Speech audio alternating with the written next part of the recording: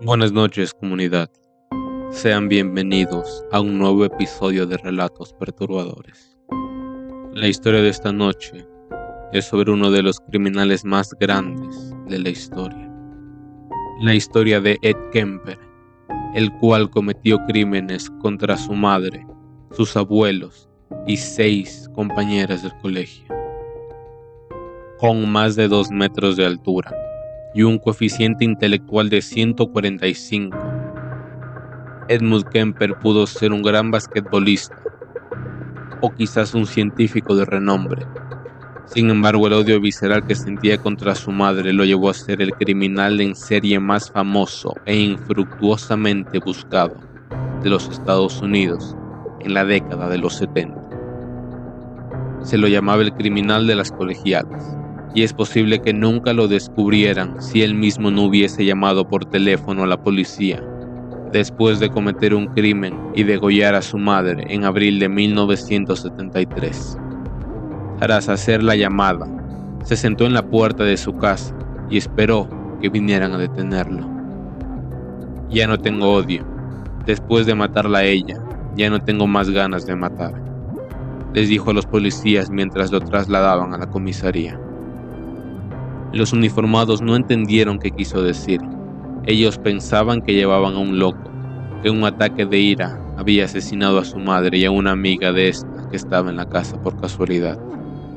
No sabían que el hombre gordo y enorme que llevaban esposado en el asiento trasero del patrullero cargaba 10 muertes sobre sus espaldas, perpetradas en 2 series de crímenes bien diferenciadas. 6 jóvenes estudiantes universitarias y 4 miembros de su entorno más cercano. No lo supo nadie hasta que él mismo, sin recibir ninguna presión, los confesó.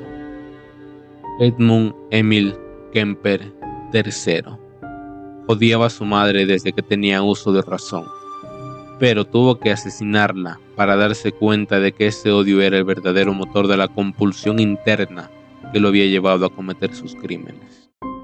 Nacido el 18 de diciembre de 1948 en Burbank, California, Ed fue un hijo de Edmund Kemper II y Clarnell Stage, y tenía 2 hermanas menores. Sus padres se separaron cuando tenían 9 años y se quedó viviendo en Clarnell, con quien la pasaba realmente mal. La mujer era alcohólica y lo maltrataba, lo trataba de tonto e inútil, y cuando llegaba borracha, le pegaba. A Ed no le iba mal en la escuela. Era inteligente y buen alumno, aunque muy tímido. Había crecido rápido y mucho, pero su altura, a los 11 años, le llevaba 2 cabezas de ventaja al más alto de sus compañeros. En lugar de favorecerlo, lo transformó en un blanco constante de burlas a las que no respondía. La ira contenida contra su madre y sus compañeros la canalizaba matando animales domésticos en su barrio. Él capturaba perros y gatos, los torturaba hasta que morían, y después los diseccionaba para ver cómo eran adentro. Muchos años después contaría a 2 agentes del FBI que una vez había enterrado vivo un gato y lo desenterró a los pocos minutos para comprobar si todavía respiraba. Como el animal seguía vivo, lo degolló. A los 15 años medía 1,93 m y seguía siendo la víctima preferida de las burlas de sus compañeros. Sabía que si los enfrentaba, los podía destrozar en una pelea, pero Ed jamás reaccionaba, bajaba la cabeza y volvía a su casa mascullando odio.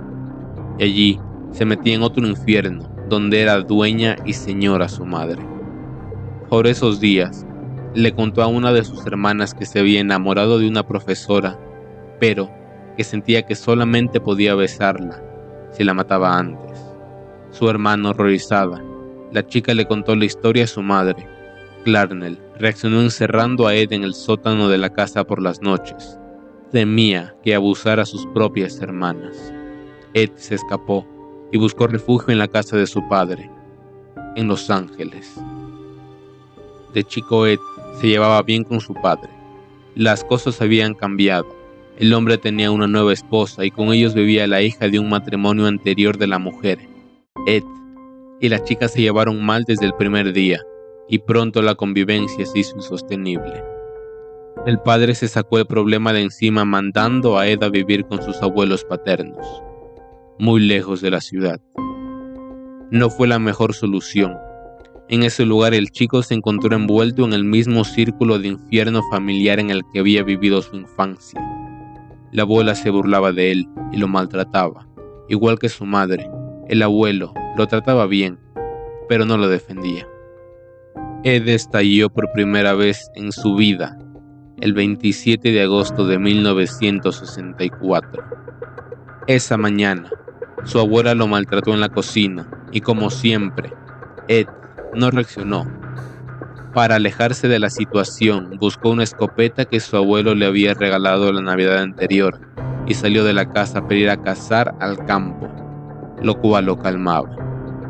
Se había alejado unos metros cuando escuchó que su abuela volvía a gritarle desde una ventana.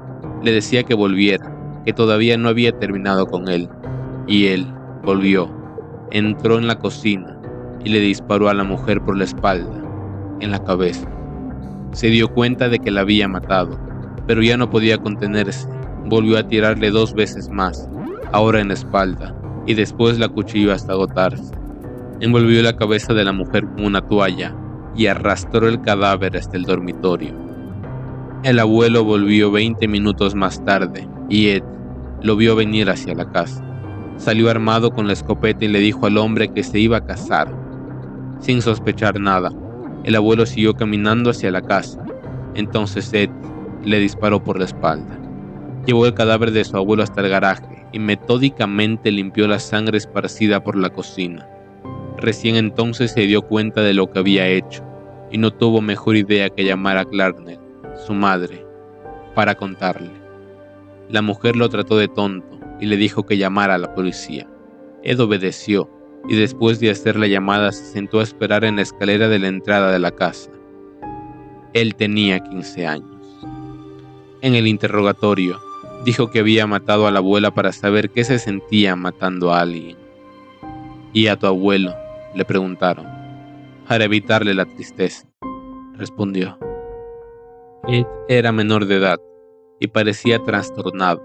Le hicieron exámenes psicológicos y con un diagnóstico de esquizofrenia que luego se vería que estaba errado.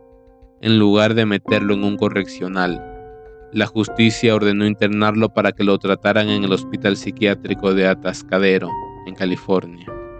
Sorprendido y seducido por el altísimo coeficiente intelectual que marcaba en los exámenes, uno de los psiquiatras de Atascadero pidió que se lo asignaran como paciente y pronto, como parte del proceso de rehabilitación, lo tomó como asistente personal.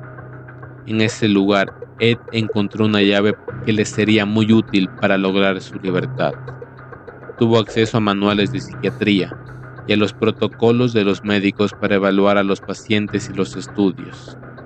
Con esa información sobre las pruebas, sabía cómo y qué responder cada vez que lo sometían a un nuevo examen. También sabía qué comportamiento debía tener. Se empezó a mostrar sociable, a ayudar a los médicos y los enfermos y a los otros pacientes. Maravillado por los avances que mostraba, en diciembre de 1969, cuando Ed cumplió 18 años, su psiquiatra recomendó que le otorgaran la libertad condicional. Hubo colegas que se opusieron, pero como se trataba de su paciente, él tuvo la última palabra. La condición era que viviera con un familiar, y Ed logró que su madre volviera a recibirlo en su casa, en la ciudad de Santa Cruz. Durante los 3 años que siguieron, se comportó como un ciudadano ejemplar. Soportó estoicamente el alcoholismo y los maltratos de Clarnell. Él trabajó y hasta participó en actividades solidarias. En diciembre del año de 1972, al cumplir 21 años y lograr la mayoría de edad, sus antecedentes criminales fueron borrados de los registros. Pero Ed ya había vuelto a empezar, aunque nadie lo sabía. Con el fruto de su trabajo, el chico se había comprado un auto y solía llevar a su madre a su empleo en la Universidad de Stanford, en California. Eso lo había hecho acreedor de un pase para entrar al campus y un autoadhesivo para pegar en el vehículo. Es por esa razón, las estudiantes que hacían dedo confiaban en él cuando se ofrecían a llevarlas. No imaginaban que el conductor era un criminal, ni que había instalado un cierre automático a las puertas del auto para que no pudieran escapar. El primero de los crímenes lo cometió el 7 de mayo de 1972. En ese día le hicieron dedo, y con eso firmaron sus sentencias de muerte. Mary y Anita, dos estudiantes de 18 años, muy asustadas, sin poder reaccionar. Las chicas vieron como el hombre corpulento y aparentemente bonachón que se había ofrecido a acercarlas al campus no las llevaba a la universidad, sino que se metía en un bosque, y allí las hizo bajar, las esposó y metió a Anita en el baúl del auto. Primero estranguló a Mary y después a Anita. Tenía a las dos chicas muertas en el baúl, y él se dirigió a su casa. En el trayecto lo detuvo un patrullero por circular con un foquito quemado. Impertérrito, Ed dejó que le hicieran la multa y le permitiera seguir su camino. Sabía que su madre no volvería hasta la noche. En la casa vacía, sin ropa, y fotografió a las chicas muertas en diferentes posturas. Después abusó los cadáveres y finalmente descuartizó los cuerpos en la bañera. Ya estaba oscuro cuando volvió a salir de la casa con los restos fragmentados y metidos en bolsas de basura. Los abandonó en medio del campo. Ahí había nacido el criminal de las colegiales. Entre septiembre de 1972 y abril de 1973, Ed abusó y asesinó a otras 4 estudiantes.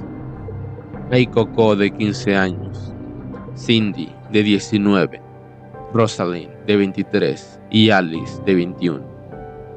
La primera no iba a la universidad, sino que esperaba el ómnibus para ir a una clase de baile, cuando la tarde del 14 de septiembre, el chico se ofreció a acercarla en su auto. La llevó al bosque, donde la abusó antes de asfixiarla, y después cargó el cadáver al baúl y lo llevó a su casa, donde lo sometió al mismo tratamiento que había perpetrado con las 2 víctimas anteriores. Volvió a la carga el 7 de enero de 1973, cuando Cindy le hizo dedo, y esta vez, después de abusar a su víctima, él la mató con 2 tiros de pistola. Llevó el cadáver a su casa para repetir el mismo modus operandi, pero al llegar comprobó que su madre estaba demasiado borracha y no había ido a trabajar.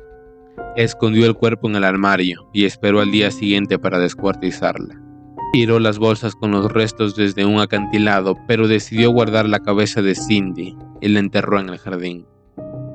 El 5 de febrero volvió a cometer un doble crimen en el mismo bosque con igual método. Las mató a tiros, las llevó a su casa, abusó de ellas, las descuartizó y desechó los restos en bolsas de basura. Para entonces, la policía ya buscaba desesperadamente el criminal de las colegialas, pero no tenía pistas. Ed era muy cuidadoso, actuaba con sigilo y cuando descuartizaba los cadáveres retiraba las balas que había usado para que no pudieran identificar el arma. Parecía que nunca iban a descubrirlo. La noche del 20 de abril de 1973, Ed dormía en su cuarto cuando su madre llegó después de una fiesta. La mujer estaba tan borracha que trastabillaba y volcaba objetos a su paso, haciendo mucho ruido. Así que él se despertó y fue a ver qué pasaba. Se quedó mirándola en silencio. ¿Vas a quedarte ahí toda la noche?, le gritó su madre. No, le respondió Ed y se encerró en su dormitorio. Pero se había ido para volver. Media hora más tarde, se metió en el dormitorio de su madre armado con un cuchillo y un martillo. La mató a martillazos y después la decapitó con el cuchillo. La puso sobre un estante y estuvo tirándole con dardos durante casi 1 hora. Después metió el cuerpo y la cabeza en su armario. A medianoche se había bañado y cambiado la ropa ensangrentada. Tenía la intención de ir a tomar algo a un bar, pero en el camino encontró a Sally, de 59 años, la mejor amiga de su madre. Le dijo que su madre estaba por ver una película y le invitó a compartirla con ellos. La mujer no sospechó, le estranguló y también guardó el cadáver en el armario. Kemper contaría después que su primer reflejo fue escapar. Cargó el auto con todas las armas que tenía y manejó sin parar hasta Pueblo, en Colorado. Pensaba que en cualquier momento intentarían detenerlo y planeaba defenderse a los tiros. Entonces escuchó en la radio una noticia que lo hizo cambiar de opinión. Las autoridades siguen sin tener pistas para atrapar al criminal de las colegialas. Sintió frustración porque nadie le prestaba atención. Si no se los decía, jamás lo sabrían. Manejó de regreso a su casa y desde allí llamó a la policía. Sentado en la puerta delantera, igual que cuando había dado aviso de la muerte de sus abuelos, se dio cuenta de que ya no tenía ganas de asesinar. La ira se había apagado. Fue lo primero que les dijo a los policías que lo detuvieron. Si Ed quería fama, le obtuvo más allá de todas sus expectativas con la confesión de sus crímenes. No omitió ninguno y dio todos los detalles. Y en el juicio, realizado ese mismo año, pidió que lo condenaran a muerte, pero esa pena estaba suspendida desde el año anterior en el estado de California, de modo que el tribunal le tiró por la cabeza 8 condenas de cadena perpetua, una por cada uno de sus crímenes, sin contar los de los abuelos. Una vez en la cárcel quiso quitarse la vida 2 veces, pero después de fallar decidió comportarse como lo había hecho en el pasado durante su internación en el hospital psiquiátrico.